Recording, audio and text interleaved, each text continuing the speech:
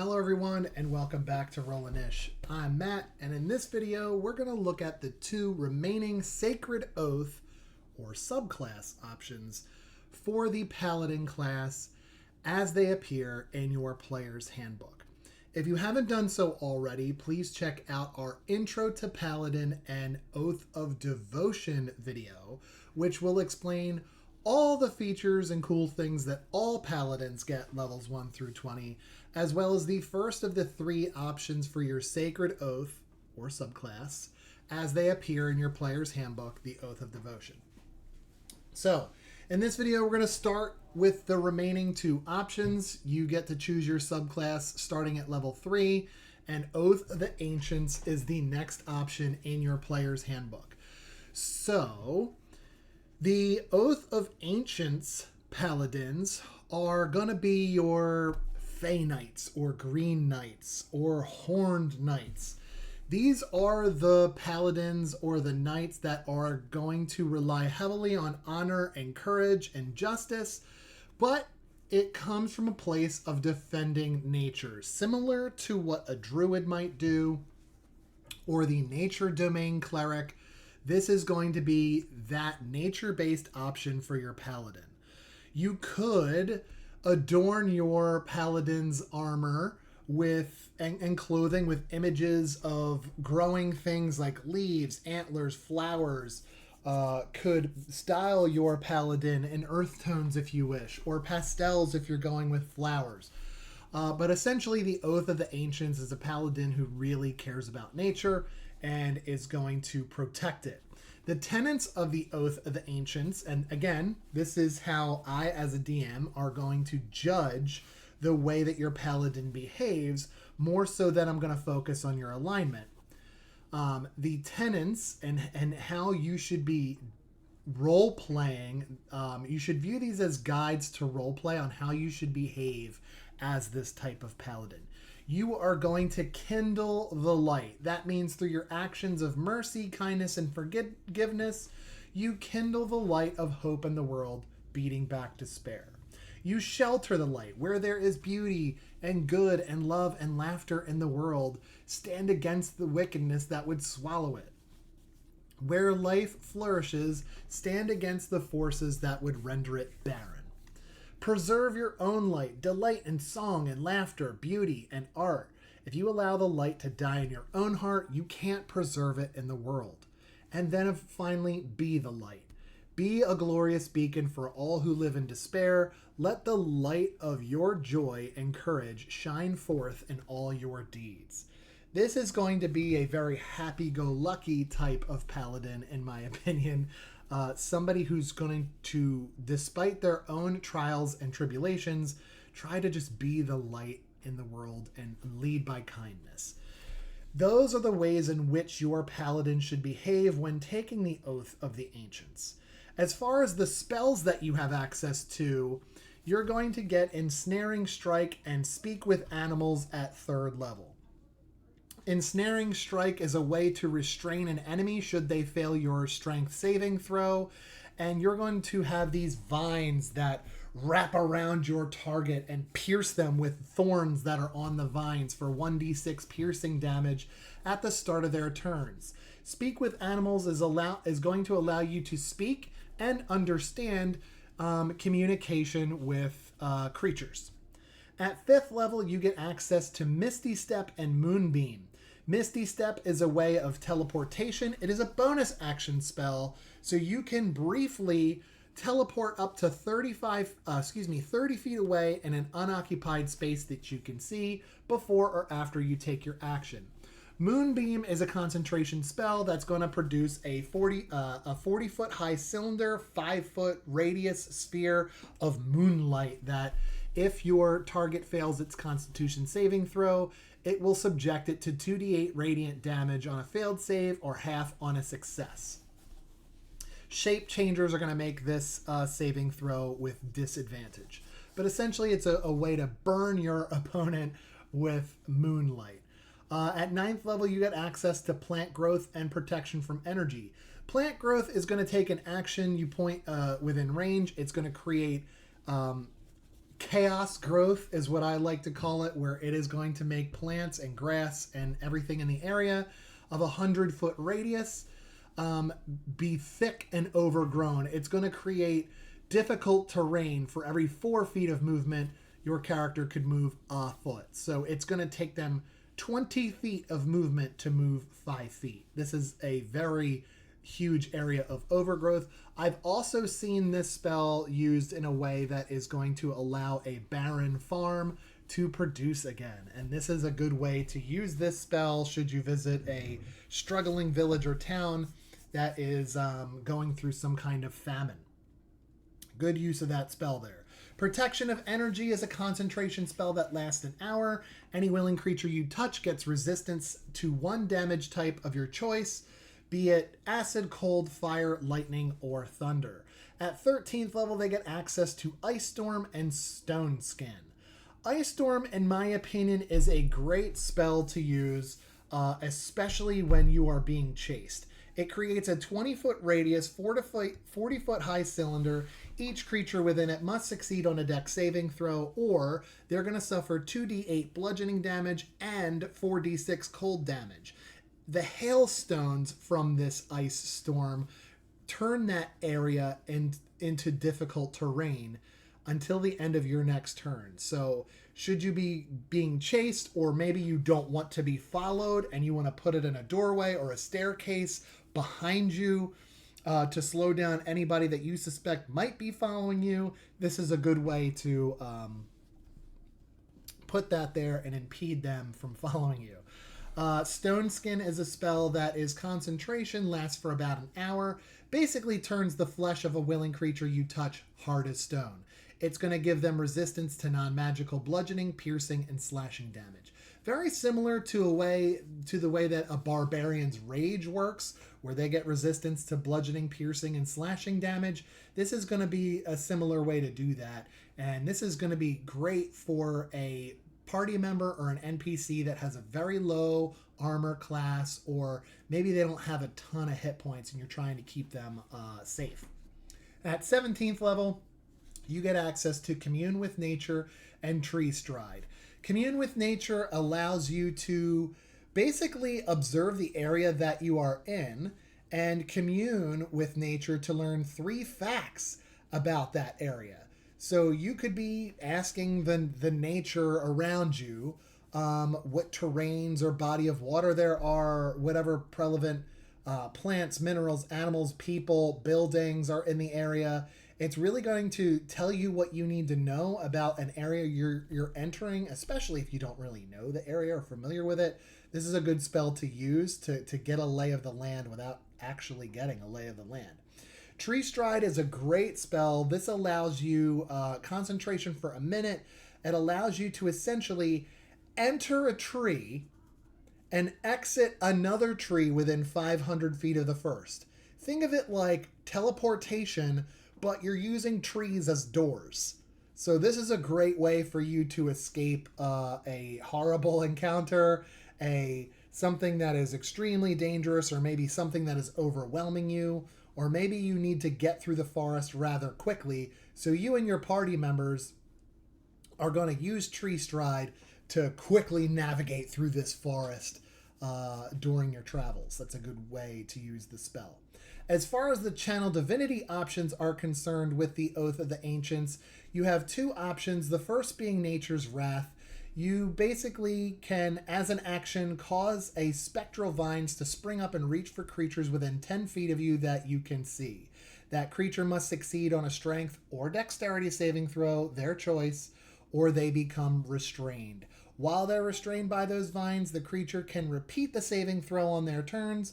On a success, they free themselves, but guess what? That's their turn. So at minimum, you get them to waste a turn. The other option you have here is called Turn the Faithless. You can speak ancient words that are painful for Fae and Fiends to hear. As an action, you present your holy symbol, and each Fae or Fiend within 30 feet of you that can hear you must make a wisdom saving throw. Otherwise, that creature is turned for a minute. During that minute, while they are turned, what that means is they have to spend their turn moving as far away from you as possible, to an extent of at least 30 feet. If they run out of space and can't reach 30 feet, they have to be as far away from you as possible, and the only action they can take is a dodge. Should they be able to move 30 feet beyond away from you, the only action they could then take would be to dash. The point being, they have to get as far away from you as possible because you are scaring the daylights out of it. And that is how you turn a creature. Other than that, at 7th level, you get a feature called Aura of Warding. Basically, ancient magic allows you and friendly creatures within 10 feet of you to have resistance to damage from spells. At 18th level, that 10-foot area extends to 30 feet. So anybody, you and friendly creatures within 30 feet of you at 18th level would get that benefit. At 15th level, you get a feature called the Undying Sentinel. When you are reduced to 0 hit points and you're not killed outright, you could choose to drop to 1 hit point instead. Once you use this ability, you can't use it again until you finish a long rest. Also, you suffer none of the drawbacks of old age, and you can't be aged magically. What does that mean? Well, ghosts have an ability to age you magically with their unsettling, I think it's called unsettling presence or something like that. I forget what it's called, but they have the ability to age you 1d4 times 10 years if you fail a saving throw. That would be a good example of aging magically. I do want to take a minute, though, and talk about this, whether you're not killed outright. What does that mean? I thought I had death saving throws. You do. Anytime you drop to 0 hit points, you're considered unconscious. And at that point, your turn begins what is called death saving throws. Simply, you just take a d20 and you roll it. A 10 or higher is a success.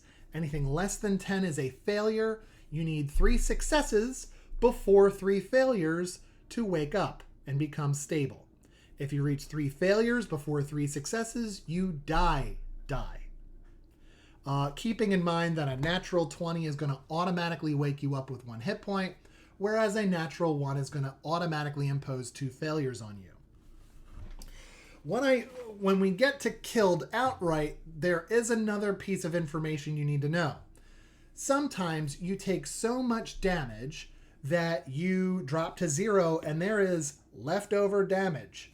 If that leftover damage exceeds your HP max, you are killed outright and you are not rolling death saves. That is what that means.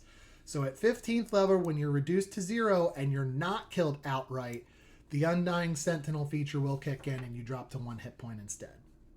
Very good to know. Makes you harder to kill.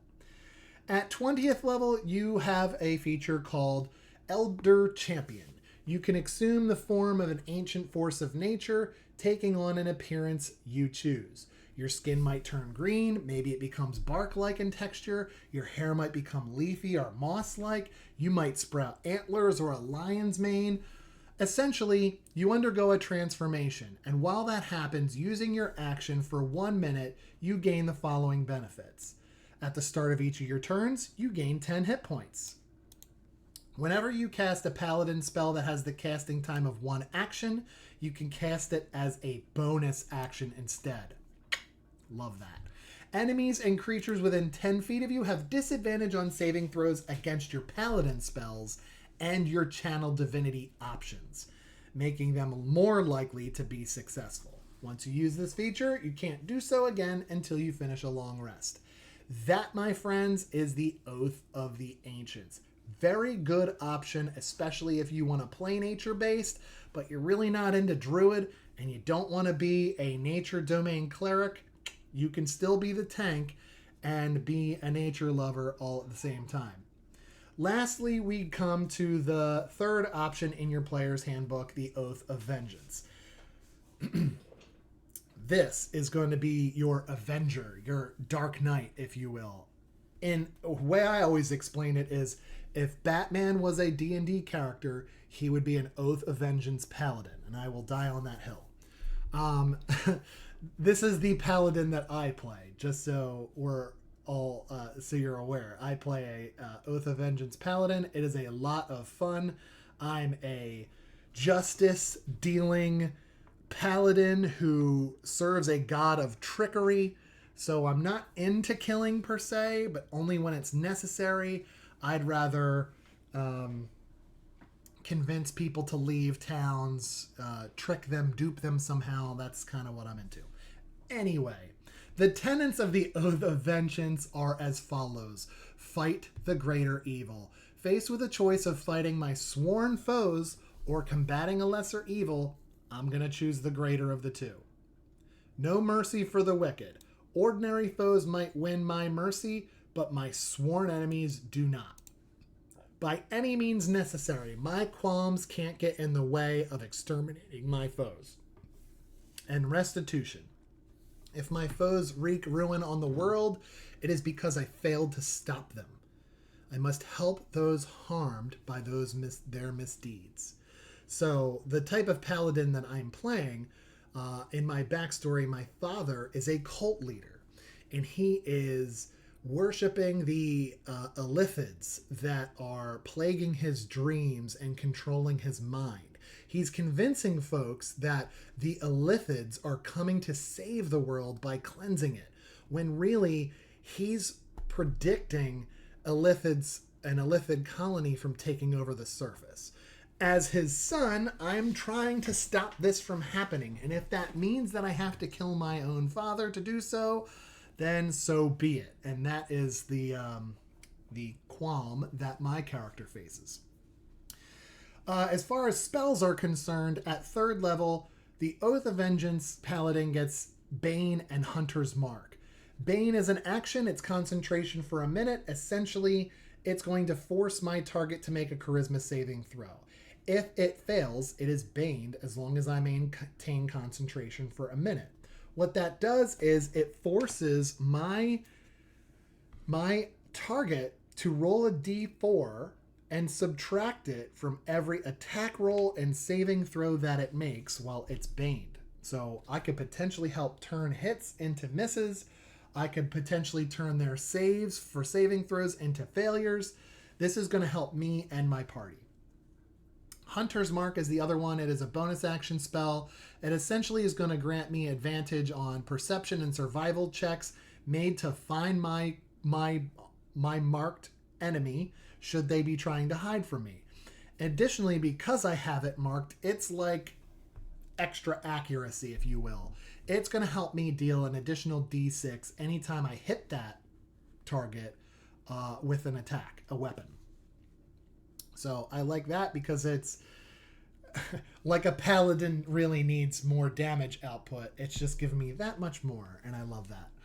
At 5th level, I get Hold Person and Misty Step. Misty Step we talked about as one of it presented itself in one of the other options, but essentially I can teleport up to 30 feet in an unoccupied space I can see as a bonus action, whereas Hold Person is going to allow me to choose a target, and if they fail a wisdom saving throw, they become paralyzed because I'm holding them. It has to be a humanoid, though, so you have to be very careful and judicious about your target and know something about it, because if it is monstrosity and aberration and undead, it might not work, right? I need to make sure that they are a humanoid. So I can paralyze them, meaning they can't talk, they can't move, they can't take actions. Essentially, all they could do on their turn is repeat their saving throw. If they succeed, the effect ends, but at least they wasted at least a turn, right? And I can hold that for a minute. At 9th level, Haste and Protection from Energy. Haste is a beautiful 3rd level spell that allows me to choose a willing creature I can see within range and haste it with unbelievable speed. What that means is they get a few benefits. One, that target's speed is doubled. So it could be me, it could be a teammate of mine. I'm going to double their speed. It's going to add 2 to their AC. Because they're so fast, they're a little bit harder to hit, right? And then they're going to get advantage on dexterity saving throws because they're faster. They can dodge out of the way a little bit faster. They can see the attack coming, right? And then they get an additional action on their turn. So imagine taking a barbarian in your party and hasting them. They're faster. They can move all around the battlefield. They're harder to hit with something that requires them to make a dex save. And they get an extra action. when they take an attack action. So think about a barbarian that already is at level 5 and perhaps has extra attack. This means that when they take the attack action, they get 2 swings. If they're hasted, they get that second attack action. So not only do they get their original action of 2 swings if they choose, they could take their haste action and get 2 more, because taking an action on their turn gives them 2 swings. That's what this would do.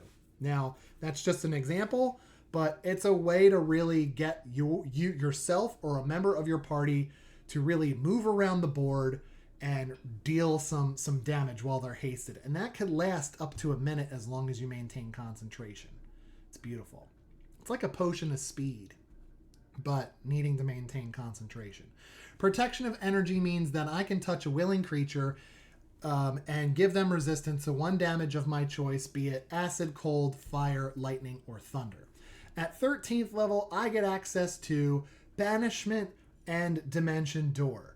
Banishment is really cool because you can force your target to make a charisma saving throw, and if they fail, they're banished. What does that mean? If the target is native to the plane of existence you're on, then I banish them to a harmless demi-plane. They disappear, and it's like they're in an extra dimensional prison for as long as this spell lasts. If my target is not from this plane, I banish them to their home plane for as long as the spell lasts. So, for an example, Wizards of the Coast has Curse of Strahd. That takes place in the Shadowfell.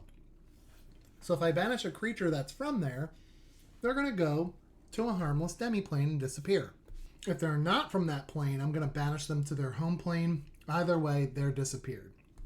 While they're there, the target is incapacitated. They can't do anything, can't talk, can't move. It's like they're unconscious. This is a great spell to use, especially A, if you're outnumbered. B, if you've got one really strong foe and some not so strong foes in one encounter, you might want to banish the boss, so to speak, to buy you and your party some time to take out the minions in a safe way and maybe reposition yourselves, because when the banishment ends, your target comes back where they were. So it's a good way to trap them and set up a trap for them when they return from the banishment. Dimension Door is a great spell. This is the teleportation spell. It's got a range of 500 feet.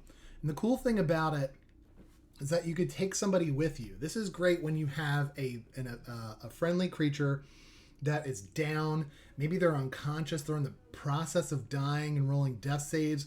This is a great way for you to run over to them, grab them, and cast Dimension Door and get you guys out to safety. You arrive exactly at the spot desired. It could be a place you can see, one you can visualize, or one that you can state a direction, like get us 200 feet up. Maybe there's a cliff top there. Maybe you're at the bottom of like a crevasse or some kind of canyon. I want a Dimension Door 300 feet to the top of the surface to safety. Okay, you can do that. All right, at 17th level, you have Hold Monster. This is going to work similarly to Hold Person, but the creature type changes. When a creature you can see within range, they got to succeed on a Wisdom save. Otherwise, they're paralyzed for the duration. Its concentration spell lasts up to a minute, but essentially you're going to get them to waste their turns repeating the saving throw to not be held. You can hold this for a minute as long as you maintain concentration, essentially keeping them frozen in place, not unable to do anything at all. And then there's Scrying. This is a 5th level spell, concentration lasting 10 minutes.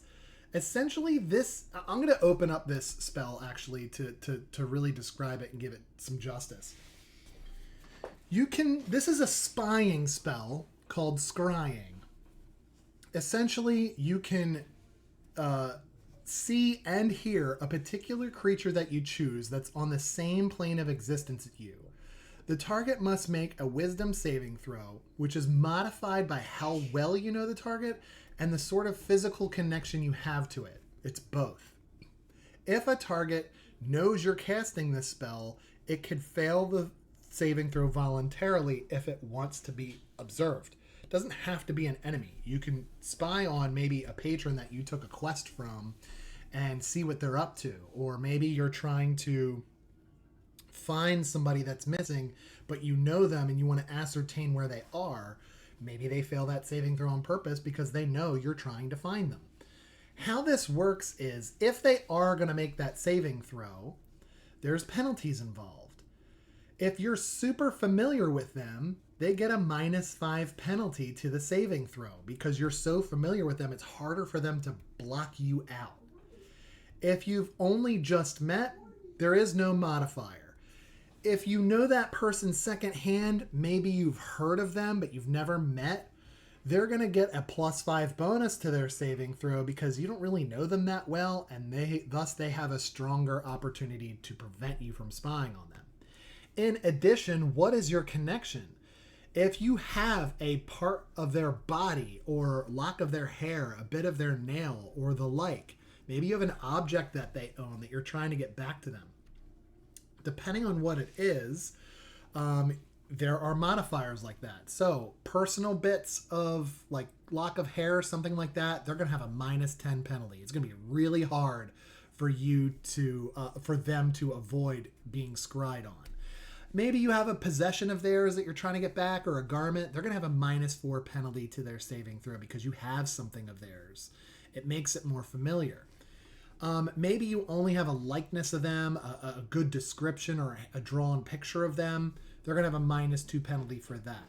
So depending on how well you know them and what your connection is, are modifiers to their saving throw to stop you from spying on them. Otherwise, you're going to be able to produce an invisible sensor within 10 feet of the target. It'll allow you to see and hear them as if you were there. The sensor is going to move with the target and stay within 10 feet of the duration. A creature that can see invisible objects is going to see this sensor as some kind of luminous orb about the size of a fist. So it's really just an invisible orb that kind of floats within them and it's listening and watching.